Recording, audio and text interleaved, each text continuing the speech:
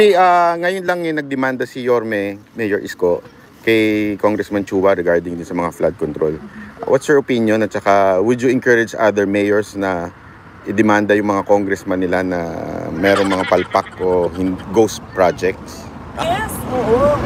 Trabaho ng ano yun, trabaho ng Commission on Audit na pag-iistaga kung silang makita na anomalya sa mga projects.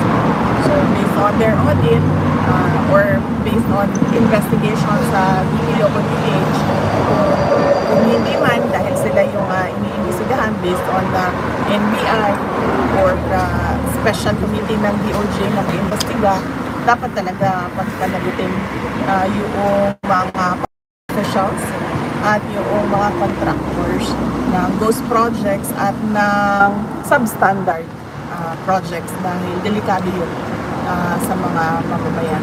At saka dahil sa flood control projects, dahil noong 2024,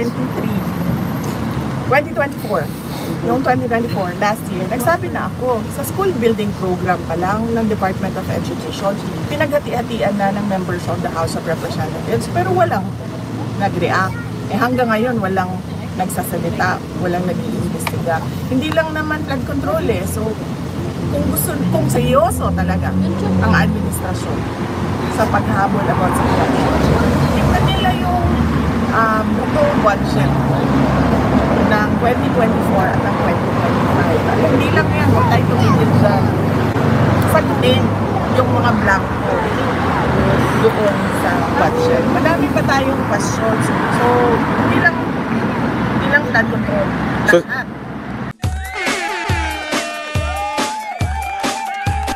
Dancing with the beat with DJ Glenn on the mix. Marcos Bangag.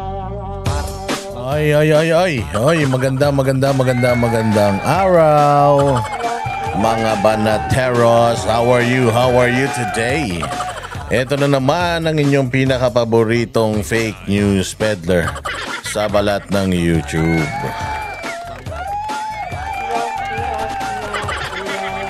At pasasakitin na naman natin ang mga atay, balumbalunan, kasukasuan,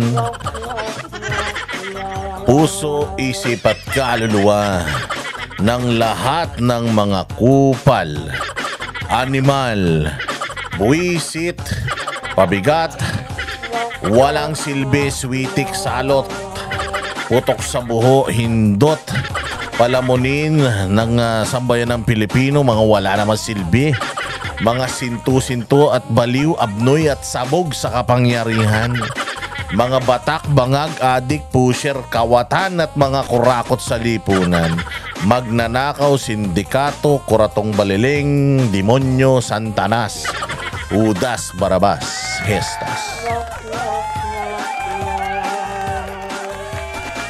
Ayan mga bossing, another day, another uratan session. At kamusta naman kayo mga kababayan? Hoy, hindi kayo nanonood Pag ako hindi nag-upload, bahala kayo. Hindi samantalahin natin mag-upload. Kung napapansin nyo, nag-upload ako at least 2 beses ang araw. Panoorin nyo lahat. Kasi sa dami ng mga issues ngayon, hindi natin nadidiscuss lahat. Kaya sa daldal ko ba naman dito sa channel natin, Nodal Moment dito. Alam nyo naman, dito sa channel natin, bati ang portion pa lang, umaatikabo na, di ba? Kaya dapat nanonood kayo ng mga videos natin. Hinahabaan ko talaga yan para pagka nakinig kayo, hindi bitin. Kaya yung ating mga pinaghihirapan na mga content, dapat tinatangkilik ninyo, dapat nilalike nyo, sinishare ninyo, at hindi lang kayo basta nanonood. Kailangan subscribe kayo. Subscribed! Dahil kapag hindi kayo subscribed, naku po, pag hindi kayo subscribed, yari na. Hindi kayo magiging updated. Lahat ng mga ginagawa nating kabalbalan dito, ayan, hindi nyo makikita yung mga videos na yan. Hindi ba? Tsaka dito sa channel natin, good vibes lang. Gagawin nating katatawanan ang lahat ng mga nangyayaring kabulastugan sa bayang Pilipinas. Medyo less toxic tayo dito. Ako lang ang galit. Kayo, hindi kayo dapat magalit. Dapat happy lang kayo. Kaya try natin mag-upload ng at least 2 beses. Kasi 2 beses ang araw for the meantime. Kasi baka sa mga susunod na panahon na naman, wala na naman ako, mamimiss nyo ako, kayo din. Hindi na naman ako makakapag-upload, lalo na kapag bigla na naman tayong ipinatapon sa ibang bansa. Ayan, medyo ano na naman yan, bihira na naman tayong makakapagkwentuhan yan. Kaya samantalahin natin. Habang maraming issue at maraming mga problema ang bayang Pilipinas, rat-rat lang ng rat-rat. Ika nga ratsyada. Siyempre wag na wag tayong makakalimot sa kabila ng napakarami na mga issues ng pinalulutang nila ngayon. Ayan na nga, pinalulutang nila yung biglang pinalulutang yung mga nawawalang sabongero. Ang dami daw nakuhang buto ng tao sa lake. Sige na.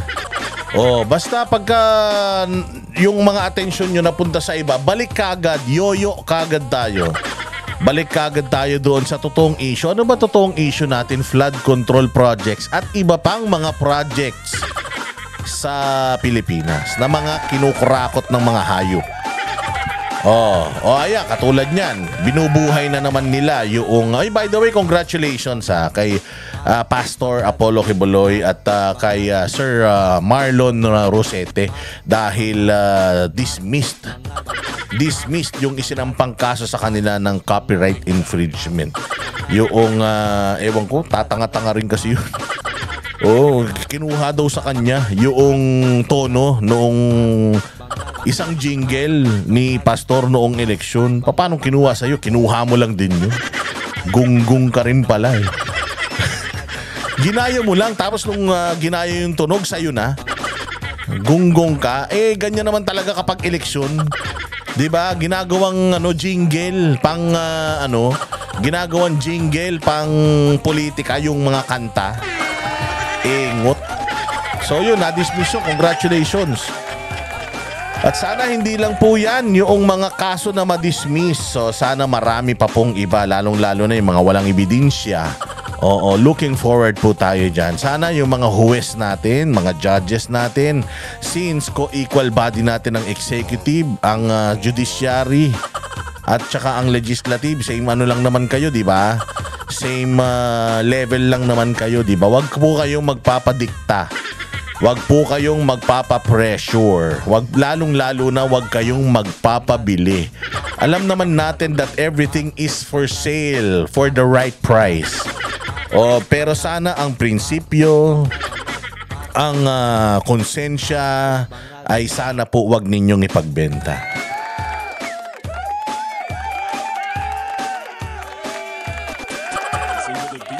Hindi ba? Kaya ayan, marami mga issues. Ayan dyan pa yung kay Torre. Sige. Wag tayo magpapadala dyan. Pagtawanan natin ng konti, tapos back to normal na naman tayo. Ano yung normal? Focus lang tayo dyan sa mga magnanakaw sa pera ng taong bayan. Imaginin mo, 3 taon pa sila.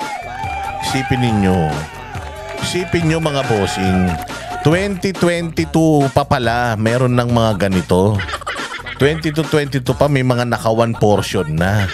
Tapos ngayon lang nag-surface yung mga issues na yan. Again, we are not just talking about yung mga corruption sa flood control. That's just the tip of the iceberg, sabi ko nga. Marami pa po. Katulad, di ba, nung ine-expose ni VP Sara Duterte, remember? Yung unang-unang expose niya na yung DepEd, yung mga classrooms, yung mga buildings, may meron daw sumaside bet na mga nasa gobyerno. Sinabi na yun ni VP Sara kay presidente noon, hindi nakinig sa kanya. Tapos ngayon biglang nag-iimbestiga, biglang nagpapa-lifestyle check si tanga. Eh kung noon pa nakinig ka na sa katandem mo, noon pa nakinig ka na, eh di sana hindi na tayo umabot sa ganito as early as yung sinabi niya sa'yo yun. Sana nahuli na natin. O hindi ba? Eh hindi eh. Tanga ka kasi eh. Babagal-bagal ka eh. Akala mo magaling ka, hindi ka naman marunong. O ayan tuloy yung nangyari. O kita mo, di ba? Gulat na gulat ka din. Sabi nga ni Mayor Magalong, gulat na gulat daw si Pangulo dahil sa dami sabi ng corruption. Alam mo, flood control pa lang yan. Eh paano pa kaya sa ibang mga proyekto? Kaya kailangan hindi lang lifestyle check, Presidente Bongbong. O hindi lang lifestyle check. Kailangan lahat ng projects i-check mo na. O kasi kung ito bibigyan ko lang kayo ng kung yung war on drugs ni Pangulong Duterte dahil sa chain of command na sinasabi ninyo, isinisisi natin yung mga lahat ng namatay sa war on drugs, kahit naman yata yung binangungot na tetano kinagat ng aso at saka na leptospirosis, pati yata yung mga na-COVID. Utragis isinama dyan sa listahan ng mga war on drugs na yan. Biktima daw ng war on drugs.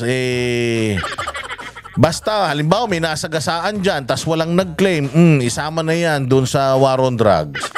Hindi ba? Yun ang problema natin eh. Di ba si Pangulong Duterte, inuugnay natin niya ang mga namatay na yan sa war on drugs sa kanya dahil sa chain of command, di ba?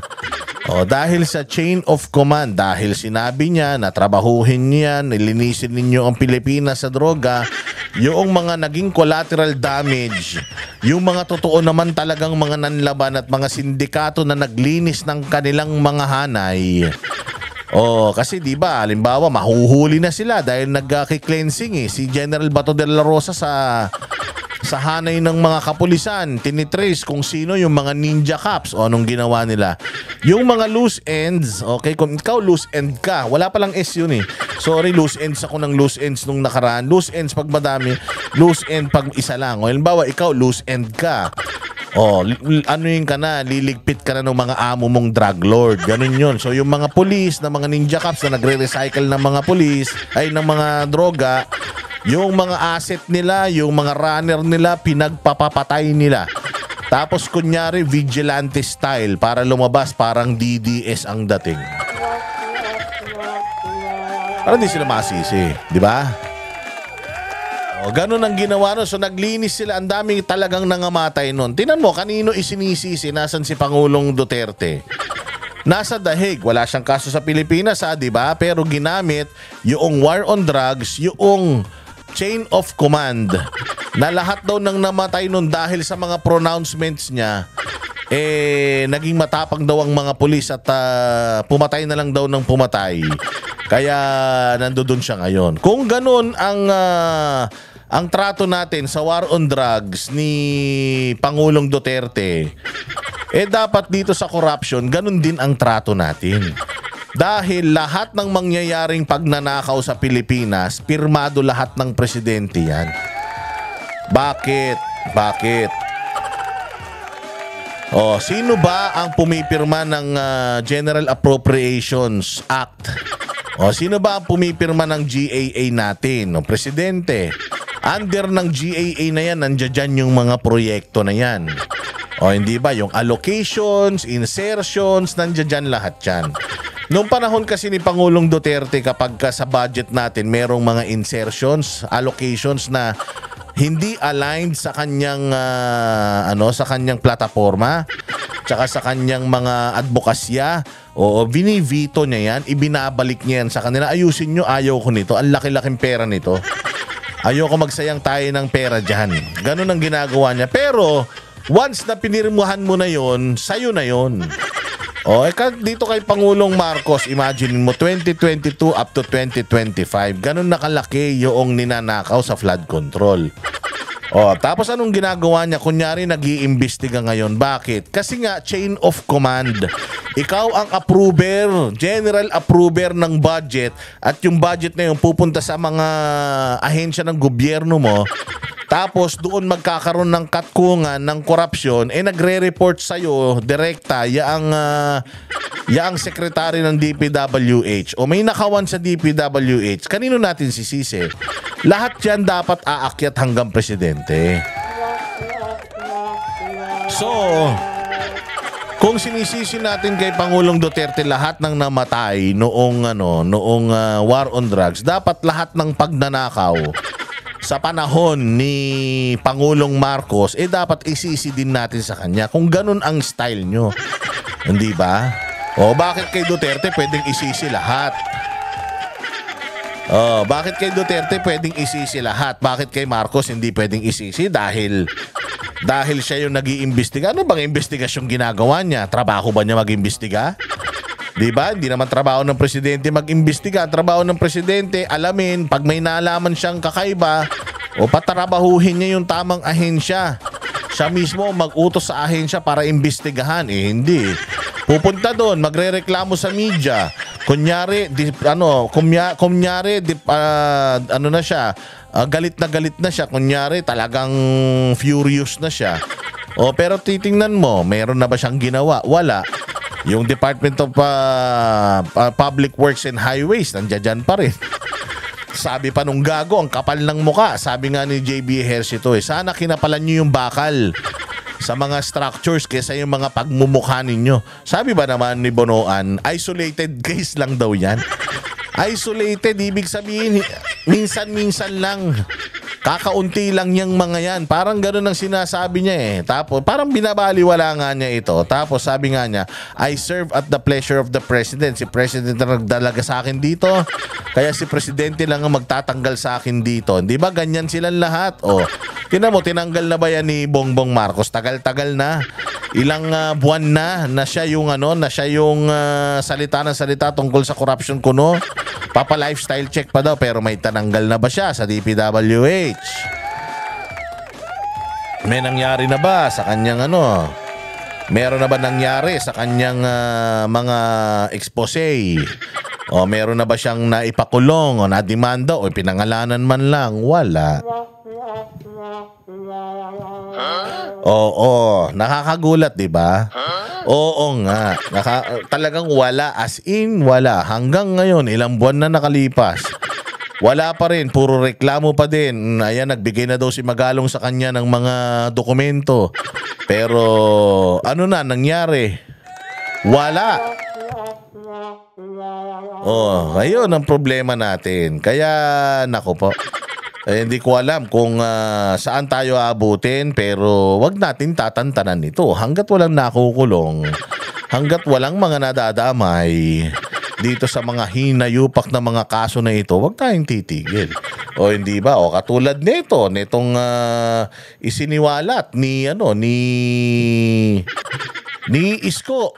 Pakita natin yung isiniwalat ni Isko. Ano ba yung isiniwalat ni Isko? Ayan, siniwalat niya. Ng pondo sa flood control sa Maynila, amounting to 14 billion. And yet, the people of Manila and those people studying, working, doing business, going in and out of Manila continue to suffer with the flood. Ipinasilip ni Yorme ang 14 billion peso flood control project sa Maynila. Ngunit gate niya, nananatiling problema ang baha sa kabila ng bilyon-bilyong pondo. This is the flood control project done in the city of Manila 2022, 2023, 2024, and 2025. 2023, 24, 25.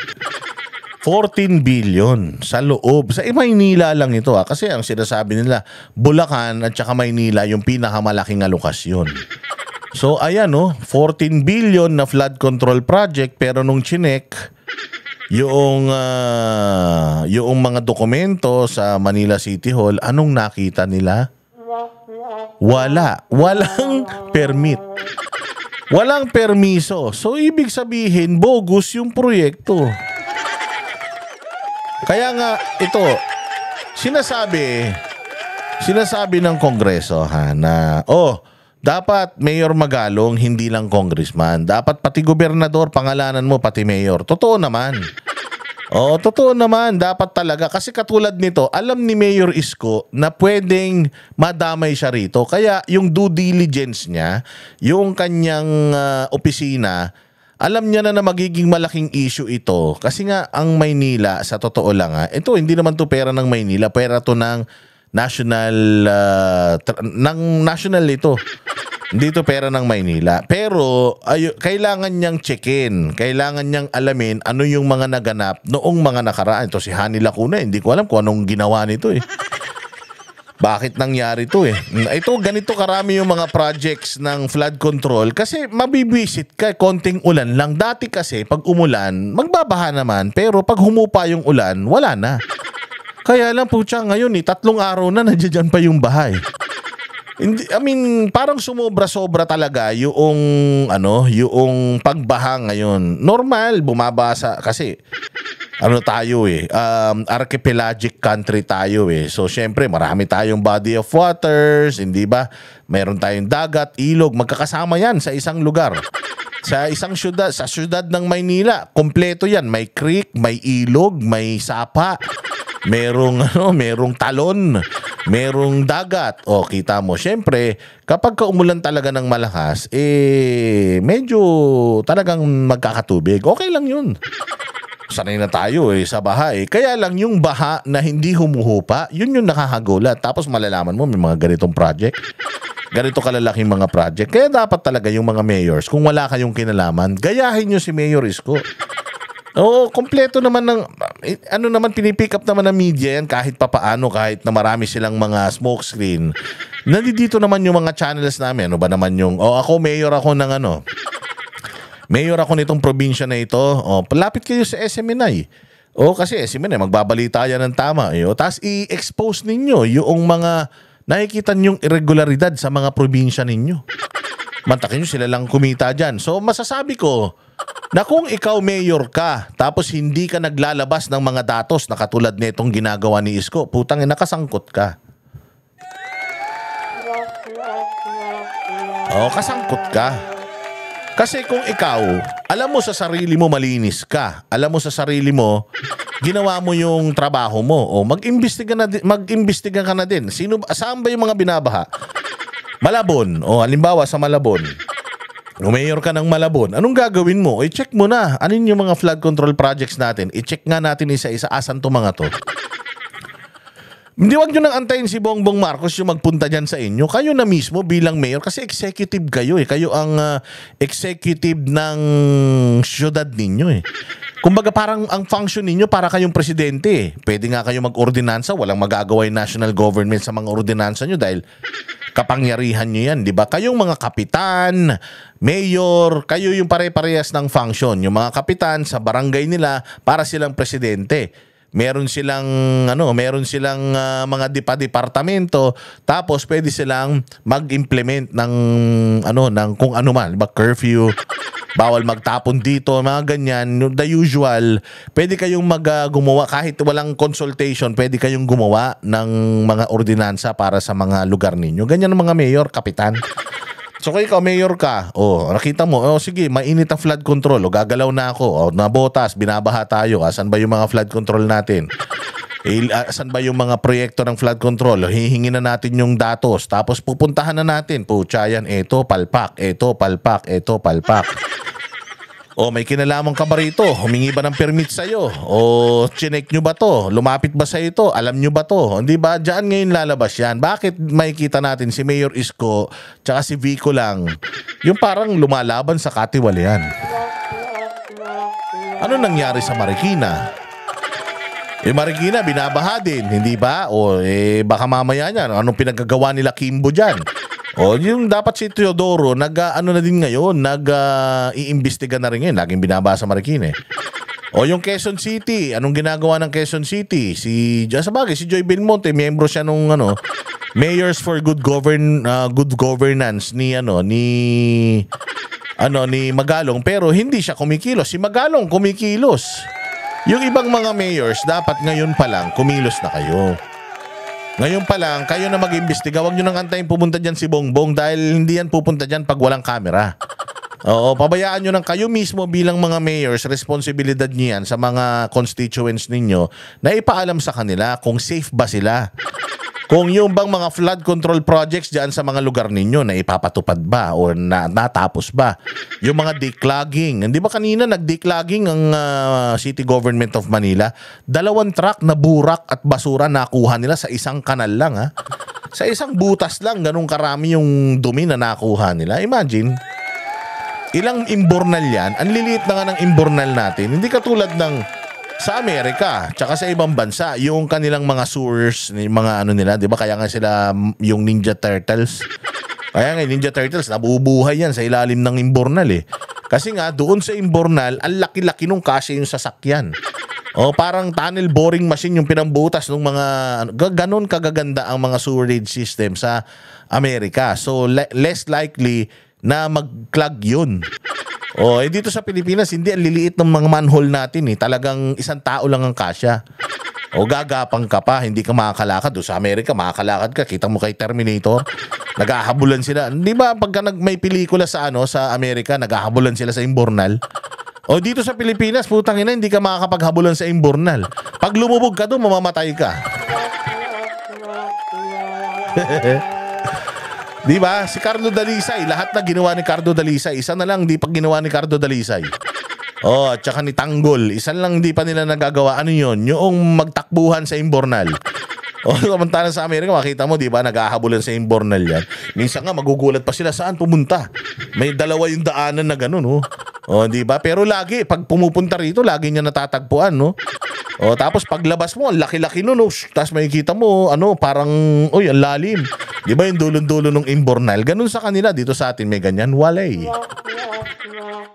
O, ganun tayo ka backwards. Pero ibig nga natin sabihin, ganun na nga lang kaliliit yung mga imbornal natin. Dapat yung mga LGU, inaalagaan na yan. Talagang yung budget para sa flood control, declogging, gamitin natin. Huwag nating binubulsa.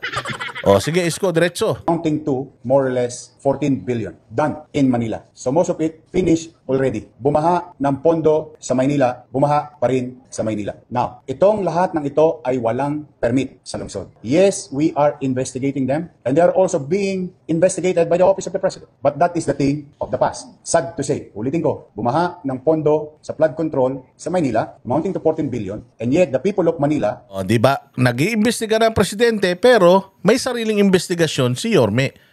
Dapat ganyan. Palakpakan natin. Ang ganyan tao dapat pinapalak. Sabi ko sa inyo Alam nyo, ito binoto namin Ito binoto namin noong 2022. O, kasi alam namin talaga, matinong tao ito. Alam namin, magtatrabaho talaga ito. Alam namin, tatak Duterte ito Kaya lang, nga. Napabudol kayo Ilan lang kami bumoto Sabi 1.8 million lang. Tinalo pa nga ni Manny Pacquiao to Mantakin mo yan. Tanongin mo si Manny Pacquiao kung anong gagawin niya sa baha. Di nun na lang. Magtatayo yun ng Department of Water. Di ba sabi niya nun?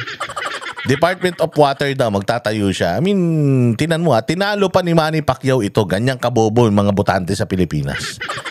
Ganito kagaling na mayor. Sa loob lamang ng 3 taon, yung Maynila, pinaunlad niya. Yung Maynila, inilinis niya sa loob lang ng 3 taon. Putaragis, pandemya pa yan. May nagutom sa Manila nung pandemya? Ang ganda nung mga pinamimigay nila sa Maynila nung pandemya. O hindi ba, habang may pandemya sa Maynila, ilang ospital lang napatayo ni Isko. Nakapagpatayo to ng ospital ng Maynila. Yung Manila, anong tawag dyan? Yung Manila Zoo. Napaganda niyan. Walang hayop doon pero pinaganda niya.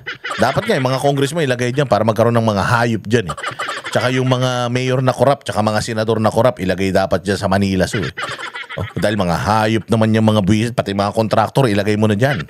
Magkakauri lang naman ng mga hinayupak na yan. So, bukod doon, tinan mo, napa-aircon na niya yung mga eskwelahan. Di ba? Sinamantala niya yung study from home na na sitwasyon, inayos niya yung mga classroom, napa-airconan yung mga public school, aircon na. Ano pa? Pabahay, dyan sa Baseco. Hindi ba nagkaroon siya ng housing? Ang galing nung housing niya. Ang upa, 2,500 to 2,500 bawat bahay. O, mangungupahan ka 2.5. O, tapos kapag aalis ka na, yumamang ka na, lilipat ka na sa sarili mong bahay, lahat ng hinulog mo, makukuha mo. Gagamitin lang yung pera nyo pampuhunan para ma-invest ng gobyerno, pero pag alis ka na, makukuha mo. 10 taon ka doon, 2.5, di magkano yun? Oh, yung 2.5 mo, sa 10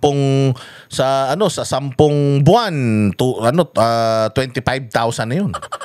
O times 10, o di 250,000. O may ganun ka mantakin mo yan, nangungupahan ka para ka lang naglalagay sa alkansya. O aside from yung Baseco housing, condominium, ang daming yan, condominium 1, 2, 3, 4 yata yan. Ganyan si Isko. Lahat, yung Divisoria, luminis. Yung Binondo, luminis. O, naging standard yung pagbabayad diyan sa, wala nang tongpats, wala na kay Eddie, wala na kay Patty. Ganyan kagaling si Isko sa Maynila, Kaya ba niyang gawin sa buong Pilipinas? Kaya sana eh. O kaya sana, hindi natin binigyan ng pagkakataon, binigyan natin yung ewan. Yung mas matalino pa yung grade 1, talagang ganyan mangyayari sa Pilipinas, tama? O, di ba? O, sige, diretso Isko. And those people studying, working, doing business, going in and out of Manila continue to suffer with the flooding. Gusto niyo malaman per district? District 1, 3.4 billion. District 2, 2 billion and 59 million. District 3, 4.2 billion. District 4, 1.3 billion. District 5, 1.1 billion. District 6, 2 billion and 60 million. Total of 14 billion, 313 million, 132,309 pesos and 12 centavos from project allocation for the year 2022, 2023, 2024, and 2025. O, isipin mo yan. Buong administrasyon ni BBM yan. Sabi mo, ba't sinisisi mo na naman kay BBM? Hindi naman sinisisi kay BBM. Siya presidente. Di ba kay Duterte lahat na namatay ng war on drugs, sinisisi natin kay Duterte? O di ngayon, lahat ng mangyayaring kabulastugan ngayon, isisi din natin kay Marcos. Ganun ang labanan. Gago ba kayo? Kayo lang pwedeng manisi. O dapat pwede rin tayong manisi kay BBM. O administrasyon niya yan O nasa ng Malacanang? Nandiyan dyan sa Maynila. Binabaha ang Maynila. Anong ginawa ng Malacanang? 2022, 2023, 2024, 2025. Nga. Malamang sa hindi, kulang pa yan. Kasi ang lahat ng ito ay kinuha lang namin sa website ng Pangulo. Yun ay nakaraan. Ngayon may bago pa. 112 new ongoing projects without permit, without paying regulatory fees for the local government of Manila. Particularly, O, isip mo yan. Hindi lang nila ninanakawan yung national government ng budget, ninanakawan pa nila pati yung mga taga Maynila, ninanakawan nila ng safety. O matindi, pati yung City Hall, ninanakawan pa ng mga hayop, mantakin mo walang mga fees, walang mga permit, and etc. Parang sila naging may-ari ng Maynila nung umupo si Hani Lacuna Parang yung bilis kilos kasi noon, Aksyon Demokratiko, bilis kilos yung partido na yan Aksyon Demokratiko, bilis kilos. Putang ina, bilis nakaw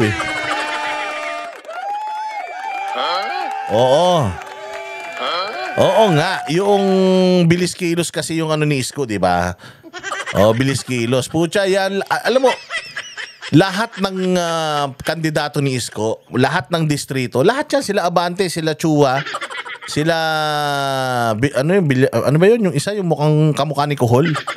Oo, lahat yan, puros Aksyon Demokratiko yan, puros bilis kilos yan, yung pangalan ng grupo nila.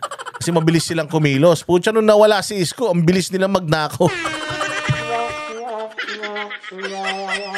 Di ba? 22, 23, 24, lahat puros kabalbalan. Yung mga proyekto na may bago pa daw ngayon. Ganun din, walang permit animal na yan. Sabi ko kasi wala daw silang nakuha na record sa kanilang opisina. Bakit? Kasi nga, illegal, walang permiso Nakakuha pa daw sila doon sa website ng presidente. Buti na lang. Kahit papaano, si Pangulo may nagawa rin mabuti. Yung website niya, nakakapag-download ka ng mga ganito. Ewan ko lang kung accurate yan. Baka nga mamaya, downsized pa yan contractor's tax. Pag ordinaryong tao, nag-a-apply, ng demolition permit. Pag ordinaryong taong nagpursigi, nakaipon, papaayos ang bahay, kumukuha ng building permit. And they pay regulatory fees, like what you call contractor's tax under the Manila Tax Ordinance. These are ongoing. We'll send you a copy of this. And yung mga binanggit ni Pangulo na mga kumpanyang paborito, nandito rin. Kayo na ang humusga. Konti-konti lang po to. Random. 145 million, 97 million, 140 million, 94 million, 80 million, 142 million, 141 million. Ba? Kadikit-dikit pa yung numero. 141 million. GLC ulit. Ang daming GLC. 141 million, 94 million, 94 million, 140 million, 142 million. Mukhang paborito nila yung 140 million. Kasi tinitingnan ko lang naman random lang. So this is ongoing and we continue to investigate. Now, hopefully, after today, they will learn a very good lesson. As I have said before, again, Yan. After today, they will learn a very good lesson. What is the lesson? Na thou shall not steal. Oo, thou shall not steal. Huwag kayong magnanakaw dahil sa gobyerno ni Isko Moreno, sigurado may kalalagyan kayo. Mahuhulit, makukulong. At kung hindi man, putang ina nyo, mapapangalanan kayo. Pati angkan nyo. O, na nakinabang dyan sa ari-arian na mga ipinundar ninyo sa kakamkaman ninyo, mga hayop kayo, ay ibubulgar ni Isko. Kita nyo yung pamangkin ni Zaldico. Yung pamangkin ni Zaldico, yabang-yabang nun sa social media, putang ina niya, no? Mantakin mo, 50 bansa na daw yung napuntahan niya. Oo, panay ang ano yun, lifestyle vlogger Oh, yung mga ginagawa niya sa buhay, yaman niya.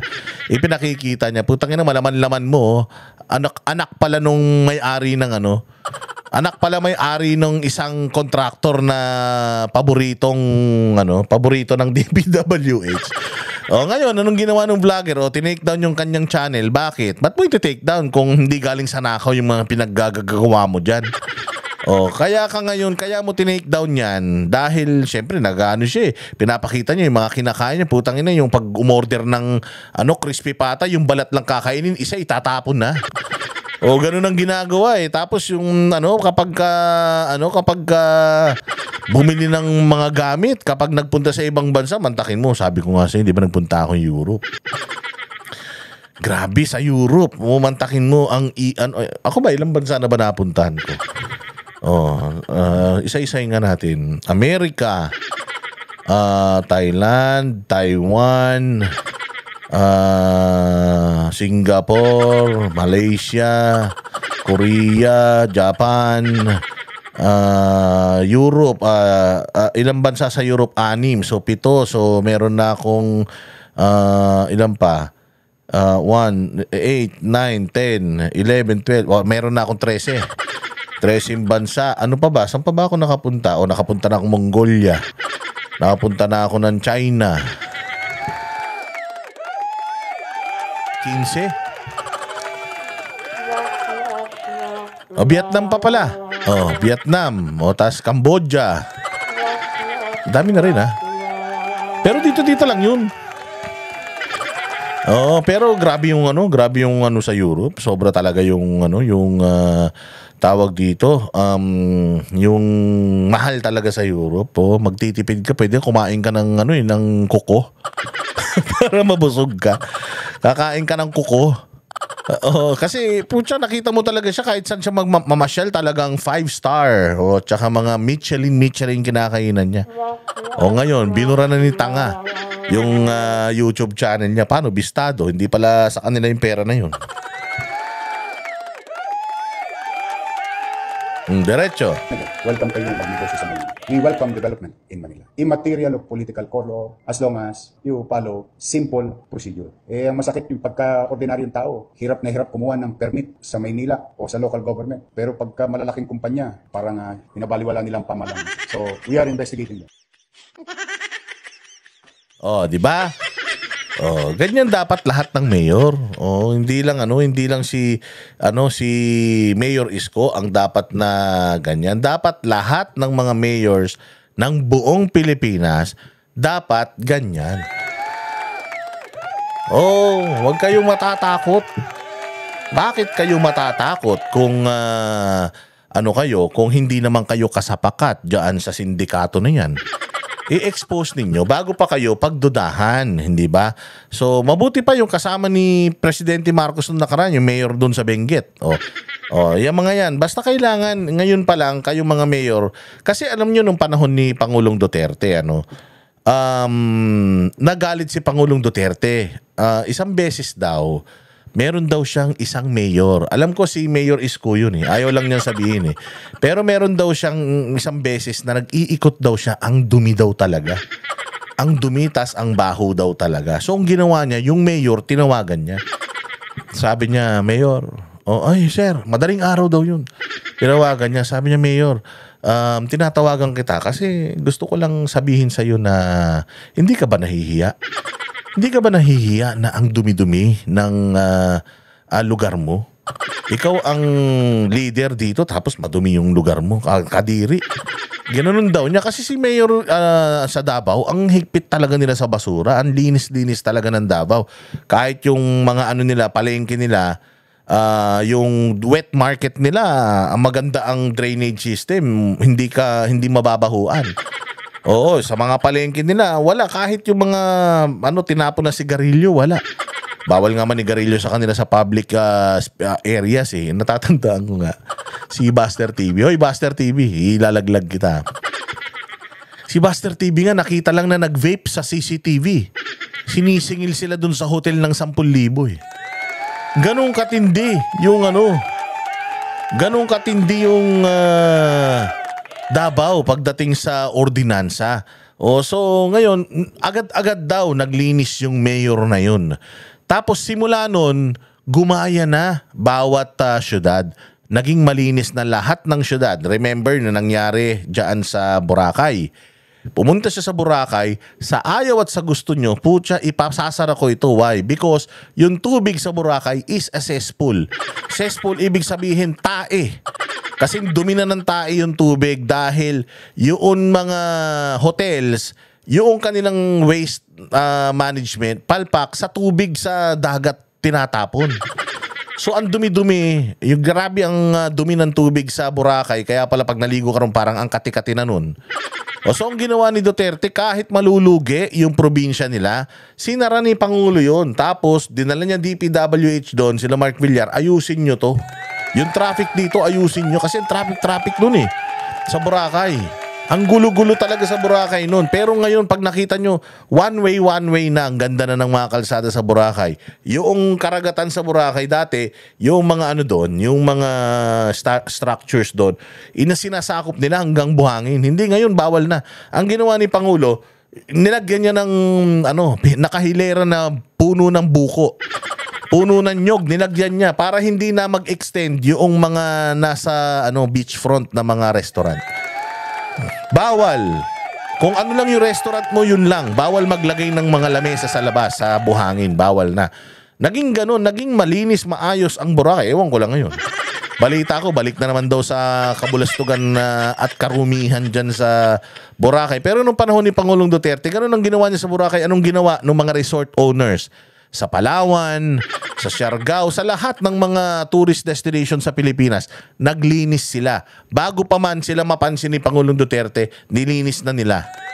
Ganon ang epekto ni Pangulong Duterte sa Pilipinas. Ganon din ang epekto ni Pangulong Duterte sa Pilipinas, hindi lang sa war on drugs, kundi sa lahat ng aspeto. Lahat ng mga mayor noon nagpasikat. Di ba may mayor sa Batangas, sa Malvar, pinapamarcha niya yung mga nahuhuling mga adik. Di ba? Pinapahiya niya, pinapamarcha niya sa bayan. Inano nga siya ng Commission on Human Rights dahil daw yun, pinapahiya daw yung mga tao. Mga tarantado naman yan, ba't di mo ipapahiya? Hindi ba? So maraming mga tao, mga mayors ang gumaya nung panahon ni Pangulong Duterte. Ngayon, si Isko, ginagawa niya yan para, kasi deserve yan ng mga taga Manila, kahit titigas ng ulo ng mga taga Manila eh. Hindi mo talaga totally malilinis, maayos, pero yung makita ng tao na may malasakit ka, alam mo, si Isko naggigiba yan, di ba? Ginigiba niya yung mga lumalagpas sa kalsada, yung mga hinuhuli niyan, pero bakit nananalo siya? Kasi karamihan ng mga tao gusto pa rin yung ginagawa niya, mahigpit, pero gumaganda yung Maynila, kahit na apektado sila doon sa kahigpitan ni Isko, binuboto pa rin siya kasi nga maganda eh. Kung ikaw mayor ka, gayahin mo si Isko. Kung mayor ka, gayahin mo si Isko. Kung mayor ka, ayusin mo yung nasasakupan mo kasi responsibilidad mo yan, di ba? Ito, isa pang balita. Nasa Hague yung apat na magkakapatid. Ito, ngayon lang nangyari ito kasi usually yan sila, palitan yan sila. So isa lang muna, dalawa lang muna, ganon. Kasi magastos talaga. Pero ayun nga yung isang kinabahan tayo kasi pinatawag yan sila ni Pangulo, silang apat. Di natin alam kung bakit. Nagpapahiwatig na ba si Pangulo or something, pero according naman sa kanyang mga anak ay nasa maayos na kondisyon naman siya at mukhang nakikita naman natin na si Kaufman ay mukhang kumpiyansa naman siya sa tinatakbo ng kanilang kaso dyan sa ICC. So ito mga bossing, hingi tayo ng update.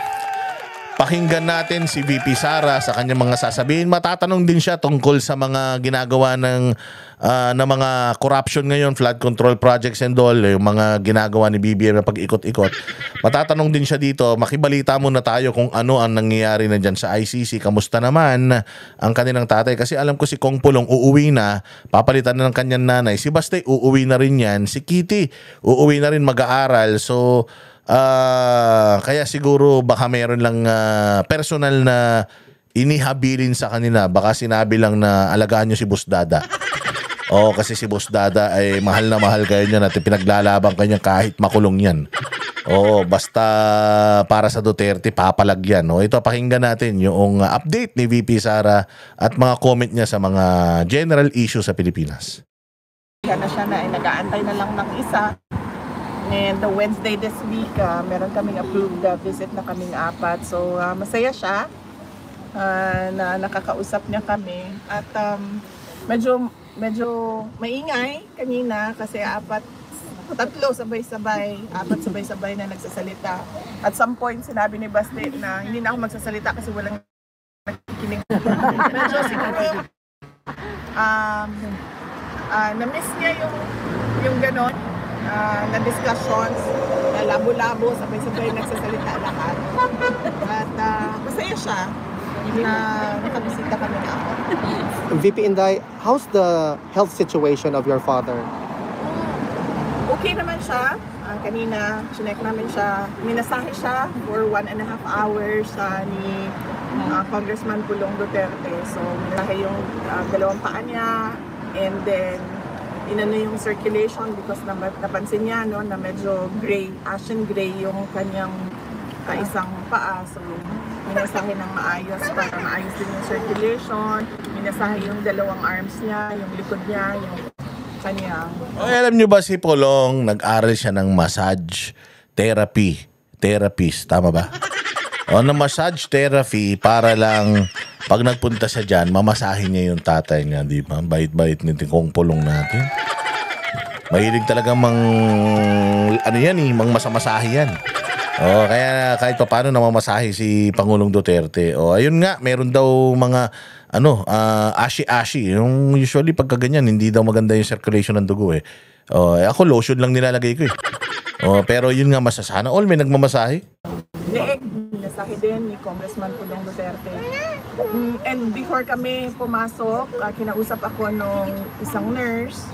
Sabi niya na... Bakit ba kasi pinagtitripan niyo yung pagkakatak-in ni Baste? Ano naman kung panay ang tak-in ni Baste sa jogger pants niya? May pagmamalaki siya eh. Ako kahit anong tak-in ko, wala talaga. Sana all.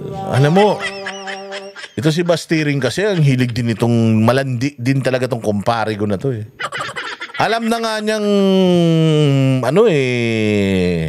alam na nga niyang siya ang Totoy Mola ng Davao eh. Pinakikita pa, parang nakaka-insulto ka naman masyado. Ikaw talaga paring Basti ko ha. Basti. Sabi nga nila hindi na daw siya si Basti. Siya na daw si Bastite. Joke lang. Kayo talaga, mga bastos kayo. Kung saan kayo nakatingin, tumingin kayo sa itaas lang, huwag kayong titingin sa baba ng balikat niya. Dahil marami kayong mga makikita na magkakaroon kayo ng kasalanan. Pati sa mga jowa ninyo, magkakasala pa kayo. Kayo talaga masyado kayong mga manyakol. Pati yung kumpare ko, pinagnanasaan nyo. Kapag meron daw, sabihin ko daw sa lahat ng mga bibisita na huwag daw siya bigyan ng snacks. Kasi merong vendo doon sa loob kung saan kami bumibili ng Coke Zero, ng soft drinks, ng juice. Huwag daw bumili ng snacks doon kasi sobrang taas ng kanyang sugar ngayon. At gusto nilang pabilisin yung pagpapababa ng sugar. So pinagbawalan siya kumain.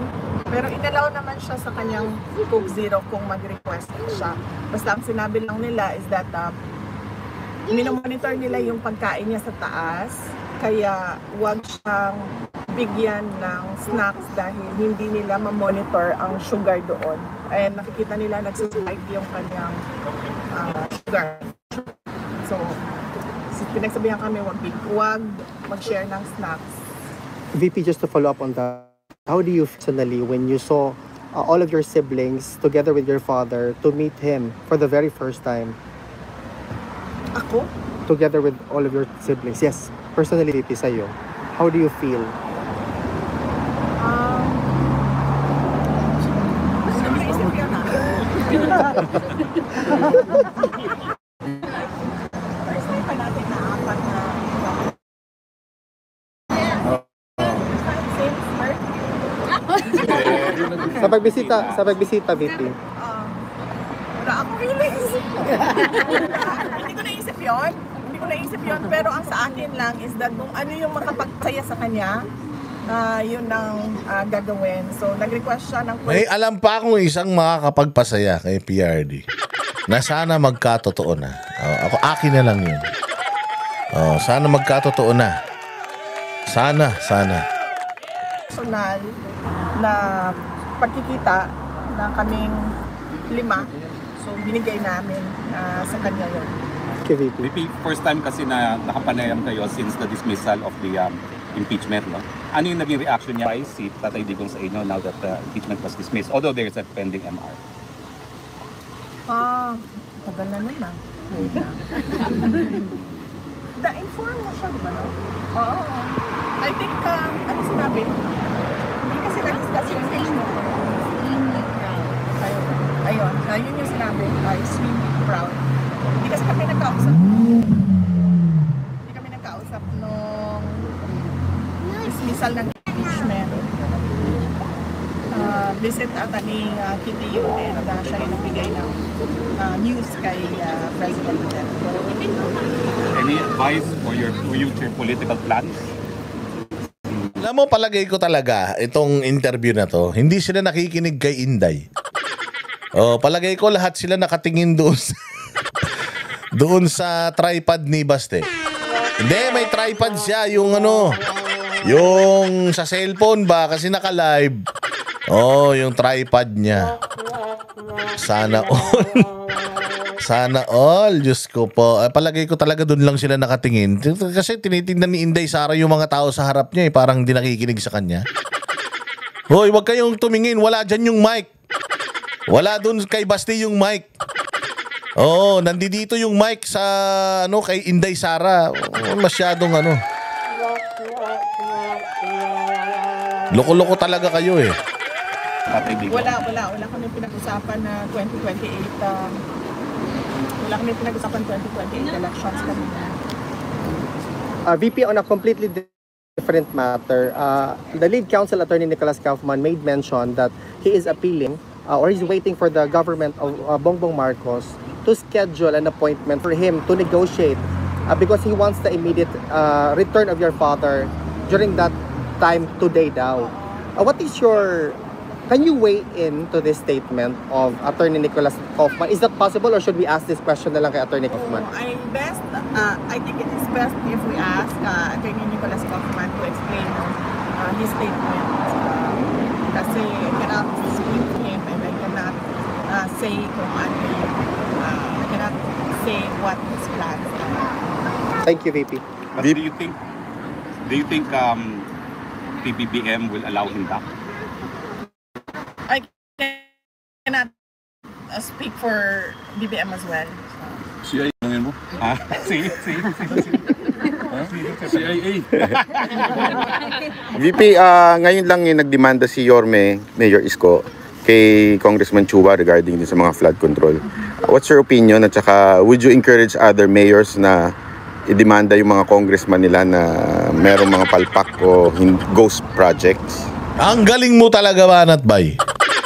Oh, alam niyo si Banat Bay, kamats ni Bastian. Vlogger din yan si Banat Bay, may tripod din yan.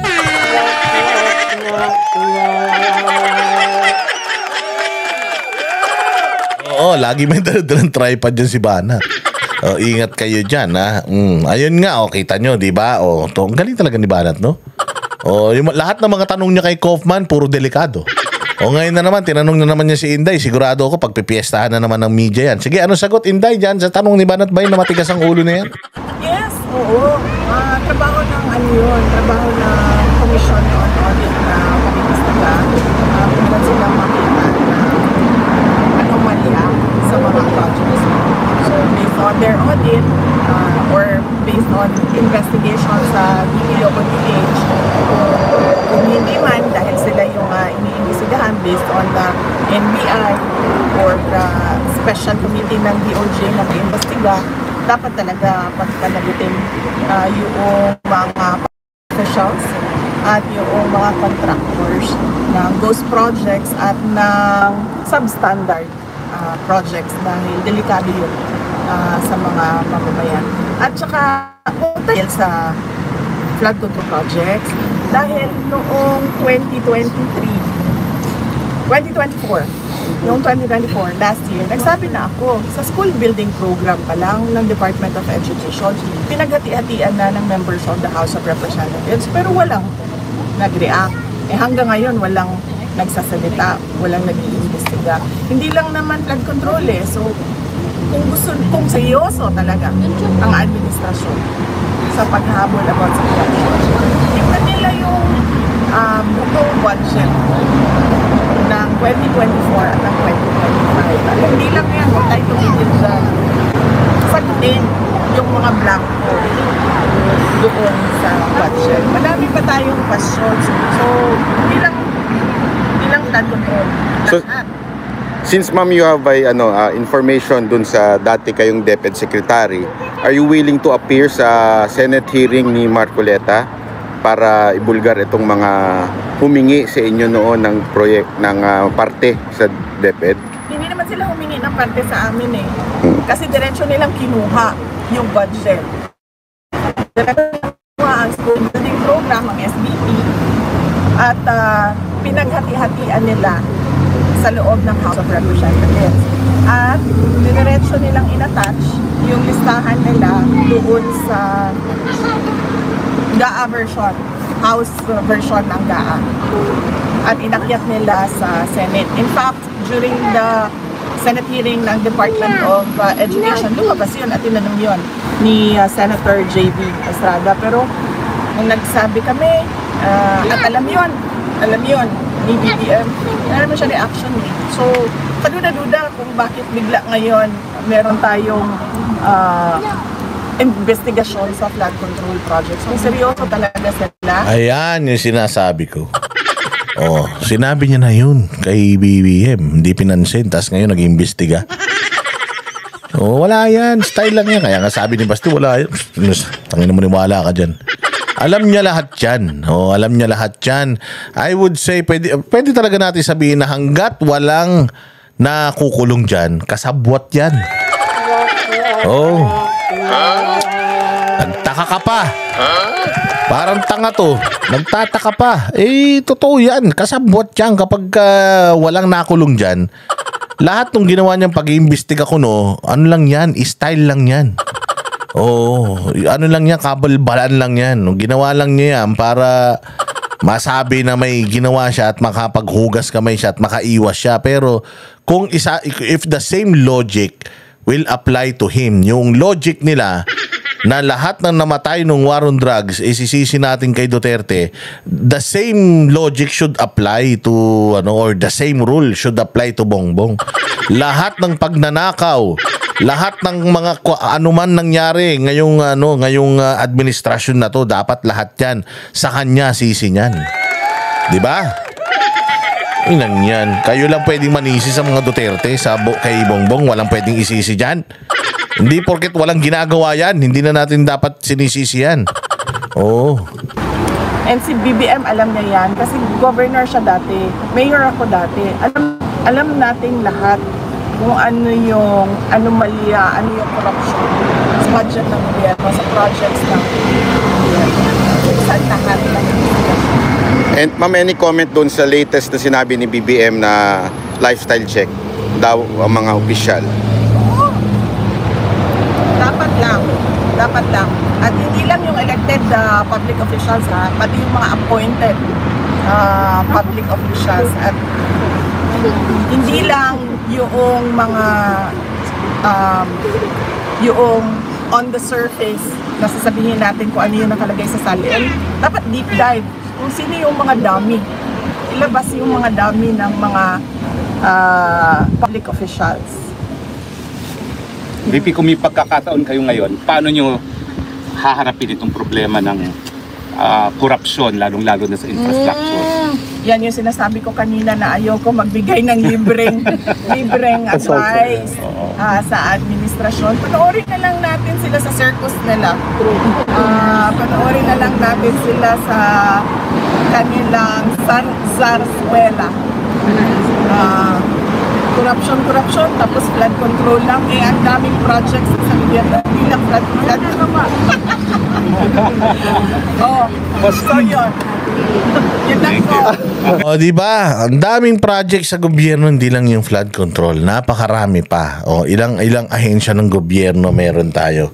How many agencies of government for PH? O, lagay natin dito, how many agencies of PH in PH government? O, ayan, ilagay natin para makita natin kung how many agencies. Ilan yan? Executive offices, 46 agencies. Legislative and oversight, 29. Judiciary and constitutional officers, 11. Defense and security, 26. Education and employment, 22. Health and science, 29. Public works, transport and energy, 16. Agriculture and environment, 24. 203 national agencies. 203 national agencies daw yan, According to 2024 summary, Commission on Audit, COA groups national government agencies into 8 clusters with the following counts. Ayan, 203 agencies. Imagine niyo, ito pong flood control project, isa lang to. Under the DPWH. Ang dami pang proyekto ng DPWH. 203. Sabi ko kasi yung tip of the iceberg, ganyan lang yung nakalabas sa tubig, pero sa ilalim, ang dami niyan. Ayaw nyo maniwala eh. Kayo talaga Thank you. Ayun, sa DepEd lang, sinasabi ni Inday Kailangan ko magpasalamat. Yes, ma'am. Kailangan ko magpasalamat. Unang-una sa inyong lahat. Ang aming pamilya po ay nagpapasalamat sa inyong lahat. Nandito kayo sa Hague. Yung iba, hindi taga Netherlands. Meron pang galing sa malayong New Zealand. Napakalayo na lugar. Pumunta dito. Papasalamat kami. Dahil unang-una, sigurado kami, yung dasal ninyo araw-araw, ang laking tulong nun sa sitwasyon ni dating Pangulong Rodrigo Duterte. Yung pagpapakita ninyo ng suporta sa kanya, kanina na-mention, nabanggit sa kanya yung mga tao na nandito, yung mga personalities na nandito. We mentioned you, and thank you po. He smiled kasi noong nasa Davao siya, nanonood siya. Mga content at mga vlogs mo. So, diba? Palakpakan. Nalaman niya na nandiyan dyan si Banat Bay. Sumaya si Pangulong Duterte. Ganyan ang Banateros. Nanunood si Pangulo ng mga vlogs mo, Banat Bay. Congratulations sa'yo. Tapos si Banat Bay, spy.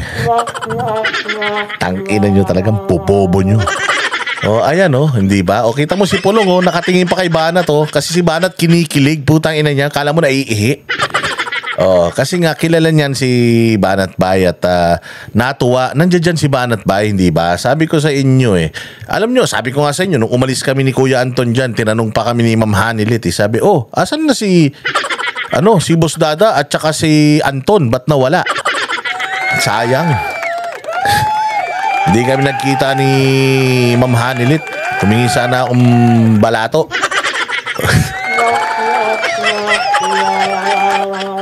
Joke lang.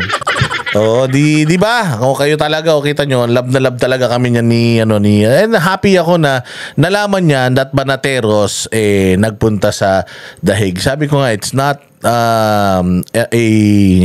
parang hindi siya for everybody. Kasi ang hirap talaga ang mahal ng visa application ng Shenzhen at ang hirap ma-approve. Tapos kailangan mo pa ng ang layo niyan. 18 hours ang biyahe diyan. Mahal ako, katulad ako, yung si Banat Bay lalo Emirates yung sang inang yan. Emirates na na business class yung kinuha niya. 350,000 yata yun. Pamasahe pa lang, Diyos ko po, talagang duduguin ka dyan. Ako, kahit pa paano, mga 240 lang yung pamasahe ko. Si Banat, hindi, mas mahal ng 100,000 yung pamasahe ni Banat kesa sa akin. Pero imaginein mo pamasahe pa lang, ganun na kalagi yung gagastusin mo. Mag-hotel ka pa dyan. Si Banat, ako isang buwan dyan. Sabi ko nga sa inyo, para makatipid, tumira kami sa mga subscriber namin na talagang mga DDS na talagang may kaya naman sa buhay na kaya mag-accommodate. In-invite tayo, we grabbed the opportunity kasi ang mahal ng hotel. Iihi ka nga lang, 300 Iihi ka lang, 300 pesos Hindi ba? Di lalo na kaya kung kung hotel pa o magkanong hotel niyan, Diyos ko po. Kakain ka pa, hindi ba? Transportation mo pa. Kaya sabi ko nga sa inyo, 1 linggo pa lang sa Barcelona pa lang tumatawag na si Banat Bay, nagagalit na sa akin Bakit daw nandoon siya sa Europe, 1 milyon na daw ginastos niya, 1 linggo pa lang So, hindi lahat ng tao, vlogger, kahit gaano kamamahal mo si Pangulong Duterte have the opportunity or has the opportunity to go to ICC, Duterte Street. We are just blessed na talagang nandiyan ng SMNI na tumulong sa amin na matupad yung pangarap namin na makapunta dyan. Because kung kami lang, hindi talaga namin afford. Pero because of SMNI, nabigyan tayo ng opportunity. Sobrang talaga yan. We are so blessed. Kasi ang daming mga nagmamahal sa mga Duterte na gustong magpunta rito. Kung pwede lang araw-araw din nandiyan. Ako nga ayaw ko nang umuwi. Gusto ko na lang sumuporta dyan ng sumuporta. Kaya lang hindi kaya so we are one of the few na mga DDS vloggers na nabigyan ng opportunity to be there, to experience Duterte Street, to experience the hospitality of the Filipinos there. We are happy and we are grateful to Pastor Apollo Kibuloy. Di ba? Yung support lang yung malaman mo lang na nandiyan. Talaga nandiyan sila. Andiyan si Boss Dada, andiyan si Banat Bay. Talaga? Di ba? Ang galing. Papasalamat siya. Papasalamat kami lalong-lalo na mga anak niya sa tulong ninyo sa kampanya, sa tulong ninyo, sa dasal ninyo at sa pagpapakita ninyo ng support. Pwede ba si Anton, SMNI? Last question. Okay na, ma'am. Bigay ng libreng legal advice. Okay na, ma'am. Ayoko na magbigay ng Question. legal advice at professional advice sa administration. Ano na lang po, ma'am, yung aasahan na lang po ng Wala na tayong aasahan mga Pilipino sa sa 23, ma'am. Sa September, sa 23 po. 2028. Sa hearing po ni Tatay.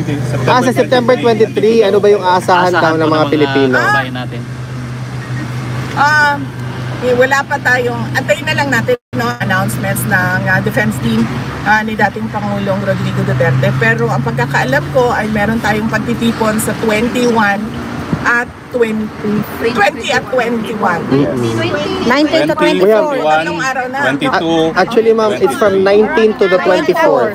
19, 20, 21, 22, 23, 24. Okay, September 6 days. 19 ang sila. September, So opo. merong pagtipon ang mga Pilipino dito sa Lihig 19, September 19 until September 24. 26 yan. So yun yung mga pangyayari sa We will also have the exhibits, ma'am, also. We will reinstall the exhibits that doon sa land September panel. 15. Okay, sige, sige. Okay. Maraming salamat Maraming salamat sa suporta ninyo. And sa 20 at 21, meron din sa Japan. Malaki yung hinanda ng Filipino community sa Japan. Yo, Japan! September 20 and 20. Ayan, Japan. Kita-kits tayo dyan. Hindi kayo bumibitaw. Yes. Hanggang sa dulo. Salamat kayo, BP Sara and family. Rest assured, makakaasa kayo na ang suporta ng Barateros sa inyo ay hindi magmamaliw. Gipitin man tayo, sikilin man ang malayang pagpapahayag, hindi tayo hihinto. O siraan man tayo, hindi nila tayo kayang sirain. O ayan, sana may natutunan kayo ngayon. Mabuhay kayo, kita-kits tayo ulit sa susunod na vlog. Ahoy, manood kayo. Mag-like, mag-share, lalong-lalo na mag-subscribe. At subscribe din kayo sa lahat ng mga DDS vloggers. Proud na proud tayo. Wag kayong mahiya na isigaw nyo sa buong mundo na DDS tayo. Dahil para tayo sa katotohanan. Okay, mabuhay, magandang araw po. Kami ang boses ng masa, hindi natatakot. Katotohanan lang, di kami nalulunod. Walang bahid ng sismis, lahat ay totoo. Kahit sino ka pa, pag mali ka babanatan ka. Walang pinipiling kulay, wala kaming kinikilingan. Basta para sa bayan, kami lalaban. Pag tama palakpakan, pag mali banatan. Di matitinag, di matatakot, para sa bayan tuloy ang sigaw. Sa harap ng kamera, walang halong takot. Mga baluktot, lahat kayo'y tutumba. Ang hustisya at totoo, yun lang ang mahalaga. Kahit sinong harang, di kami matitinag. Walang pinipiling kulay, wala kaming kinikilingan. Basta para sa bayan, kami lalaban. Pag tama palakpakan, pag mali banatan. Di matitinag, di matatakot, para sa bayan tuloy ang sigaw. Kung nasa tama ka, ikaw ay aming kasama. Pero pag mali ka, handa ka na bang mabasag? Banateros kami, walang inuunan, dahil bayan muna bago ang sarili.